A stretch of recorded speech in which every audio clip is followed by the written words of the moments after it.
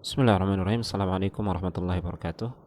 Khotal iman, kembali kita akan mengkaji kitab ini, Fiqhu Asyratis Sa'ah, yang ditulis oleh Ahmad bin Muhammad Ismail Al-Muqaddam.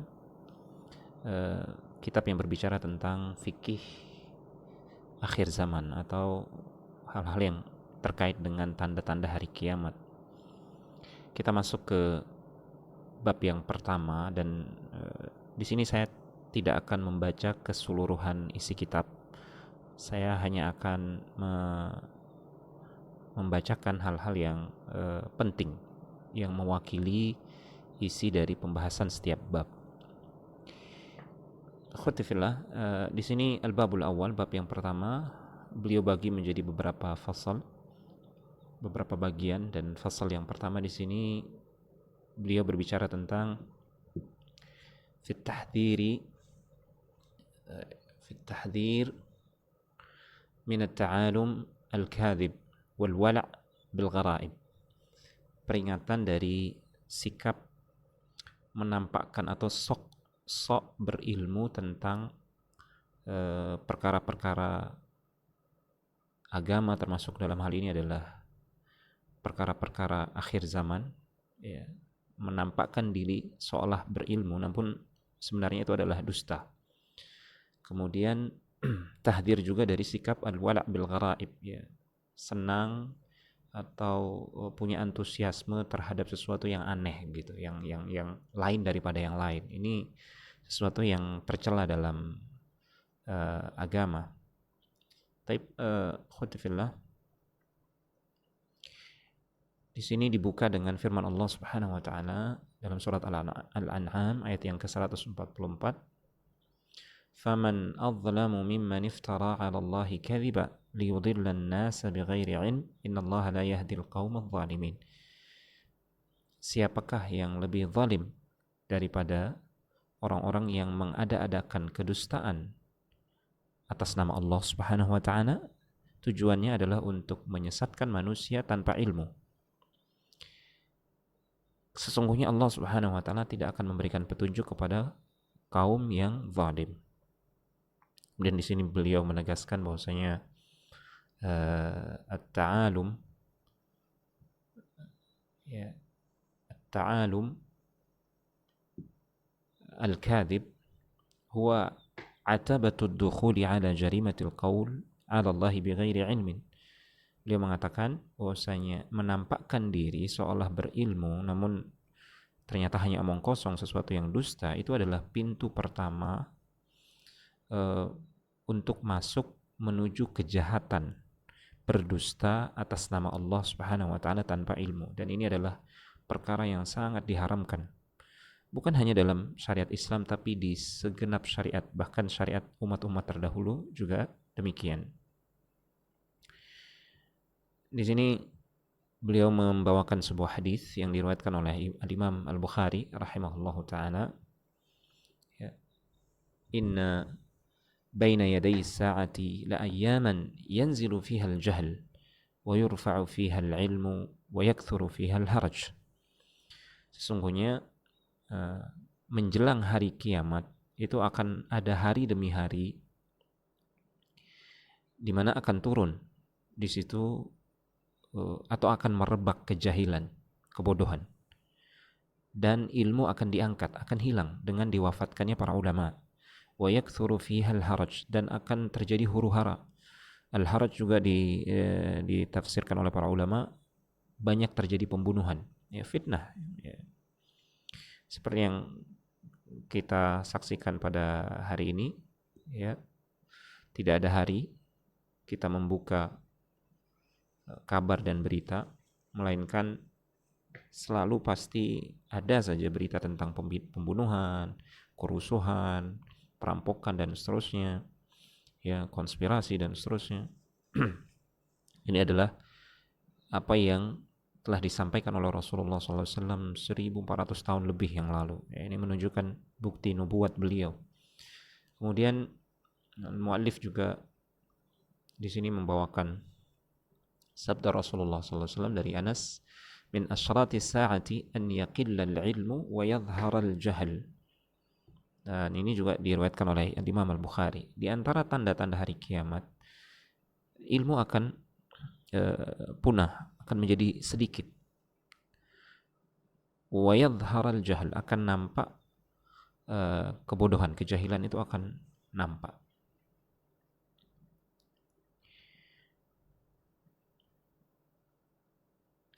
Di sini ada kisah yang menarik sekali dibawakan oleh Syekh sekaligus mewakili intisari dari bab ini. Kisahnya dari Malik. Beliau mengatakan bahwasanya seorang laki-laki mengabarkan kepadaku bahwasanya ada seseorang yang mengunjungi Rabi'ah. Rabi'ah kita tahu adalah guru dari Imam Malik rahimahumullah ta'ala. Fawajadahu yabki. Laki-laki itu mendapati Rabi'ah rahimahullah ta'ala menangis, tengah menangis. Kemudian laki-laki itu bertanya, ma yubkik? Apa yang menjadikanmu menangis, wahai Imam? Amusibatun dakhalat alaika? Apakah engkau menangis karena ada musibah yang menimpamu? Faqala, la. Walakin ustuftiya man la ilma lahu. Wa dhahara fil islami amrun azim. Bukan itu yang membuatku menangis, ya. Tidak ada musibah yang menimpaku, hanya saja seseorang yang tidak memiliki ilmu sudah mulai dimintai berfatwa, dimintai fatwa. Dan di dalam Islam saat ini sudah nampak perkara-perkara yang besar, perkara-perkara yang aneh, munculnya orang-orang yang bukan ahlinya namun dia justru berbicara seolah-olah dia berilmu atau ahli dalam bidang tersebut.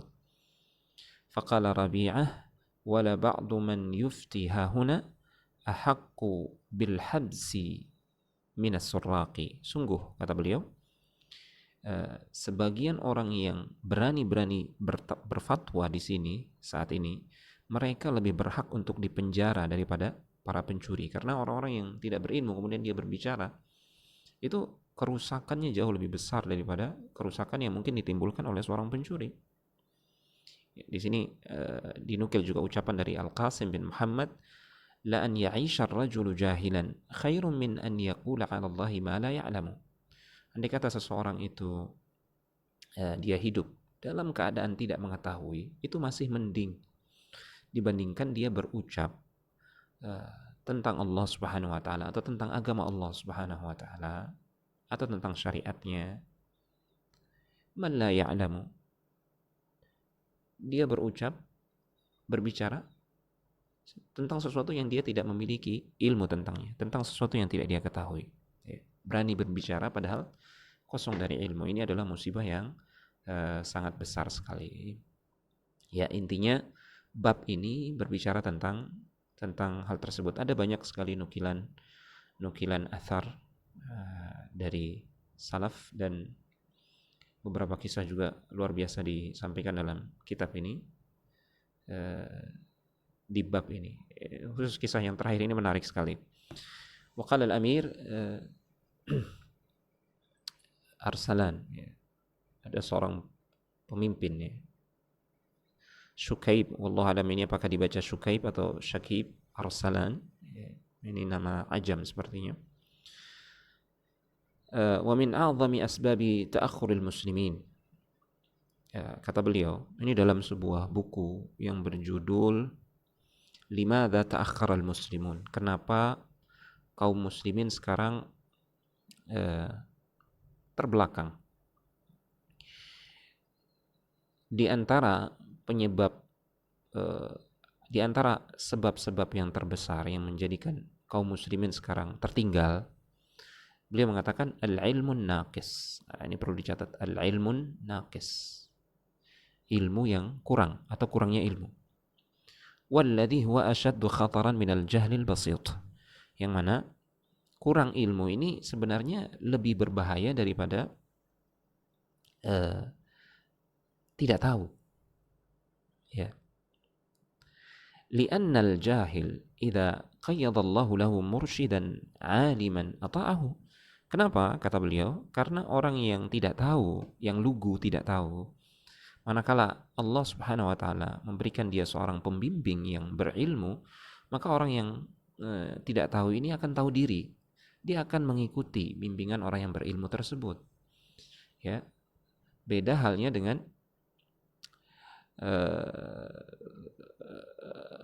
orang yang setengah tahu. Ya, orang yang setengah tahu. Orang yang tidak tahu, walam yatafalsaf alaihi. Dia orang yang tidak tahu di hadapan orang yang berilmu, ya, maka dia tidak akan berretorika, tidak akan banyak alasan. Dia akan manut begitu. Fa'amma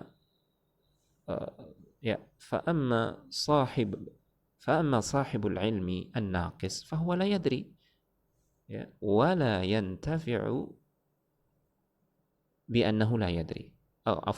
Wala yaqtani'u bi annahu la yadri. Adapun orang yang setengah tahu, sebenarnya dia tidak tahu. Namun dia tidak yakin bahwasanya dirinya tidak tahu. Kama qila ibtila'ukum bimajnunin khairun min ibtila'ikum binisfi majnun. Sebagaimana yang diungkapkan oleh pepatah, ya,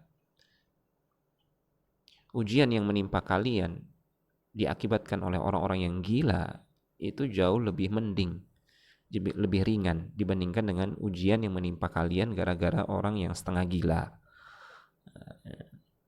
Wa aqul, kemudian Syekh Ahmad penulis di sini mengatakan, beliau memberikan komentar, ibtila'ukum bijahil khairun min ibtila'ikum bisyabahi alimin. Ya, ujian yang menimpa kalian gara-gara seorang yang tidak tahu itu masih lebih mending dibandingkan dengan ujian yang akan menimpa kalian gara-gara orang yang pura-pura berilmu. Ya, kira-kira inti dari bab ini berbicara tentang bahayanya kita berbicara tanpa ilmu, karena inilah yang sering terjadi ketika kita berbicara, berdiskusi tentang perkara-perkara yang bakal terjadi di akhir zaman, sebagaimana yang diberitakan oleh Rasulullah SAW. Memang betul, banyak sekali riwayat yang berbicara tentang akhir zaman, namun tidak sedikit pula orang yang berbicara dalam masalah ini tanpa ilmu, sehingga banyak terjadi cocokologi, ya, cok gali cok, ya, digali-gali kok cocok begitu, sehingga menyebabkan umat tergelincir, memahami keliru, bahkan pada akhirnya bisa menimbulkan keraguan kepada kebenaran nubuat Rasulullah SAW. Ya, bukan Rasulullah SAW yang keliru, bukan hadisnya yang keliru, namun pemahaman kita yang keliru, ya, terhadap hadis tersebut. Gara-gara Ruwaibidah, orang-orang yang tidak memiliki ilmu berbicara tentang masalah ini, sehingga penting bagi kita untuk berbicara atas dasar ilmu, dan tentu saja harus dengan ilmu. Untuk itulah kita mengkaji kitab ini. Hadza wa sallallahu ala nabiyina Muhammad wa ala alihi wa sahbihi wasallam, wa akhiru da'wana alhamdulillahi rabbil alamin. Wassalamualaikum warahmatullahi wabarakatuh. Semoga bermanfaat.